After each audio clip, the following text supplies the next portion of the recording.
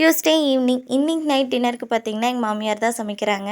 அவங்க வந்து கத்திரிக்காய் பஜ்ஜி செஞ்சிடலாம் அப்படின்னு சொல்லிட்டு அவங்களே நான் செய்ய சொல்லிட்டேன். எங்கள் மாமனாருக்கு வந்து அவங்க செய்கிற கத்திரிக்காய் பஜ்ஜி ரொம்பவே பிடிக்கும்.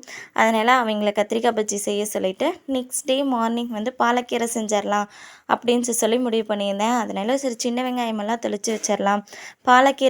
கீரைங்களை பொறுத்த வரைக்கும் சின்ன வெங்காயம் போட்டு சமைச்சோம் அப்படின்னா ரொம்பவே சூப்பராக இருக்கும். அதனால் சின்ன வெங்காயமெல்லாம் தெளித்து வச்சுட்டோம் அப்படின்னா காலையில் எழுந்திரிச்சு டென்ஷன் இல்லாமல் ரிலாக்ஸாக குக்கிங் பண்ணலாம் பார்த்தீங்களா. நான் எப்போவுமே முந்தின நாள் நைட்டே வந்து வெங்காயம் தெளித்து வைக்கிறது, காய் அரிஞ்சு வைக்கிறது, இந்த மாதிரி சின்ன சின்ன வேலைங்களெல்லாம் செஞ்சுருவேன். அப்படின்னா தான் காலையில் எழுந்திரிச்சு டென்ஷன் ஆகாமல் வேலை செய்ய முடியும். நீங்கள் எப்படி அப்படின்னு சொல்லிட்டு கண்டிப்பாக கமெண்டில் சொல்லுங்கள். நிறைய பேர் வந்து ஆயில் பாட்டில் பற்றி கேட்டிருந்தீங்க. இந்த ஆயில் ஸ்ப்ரே பற்றி. இது 2 in 1 பாட்டில்.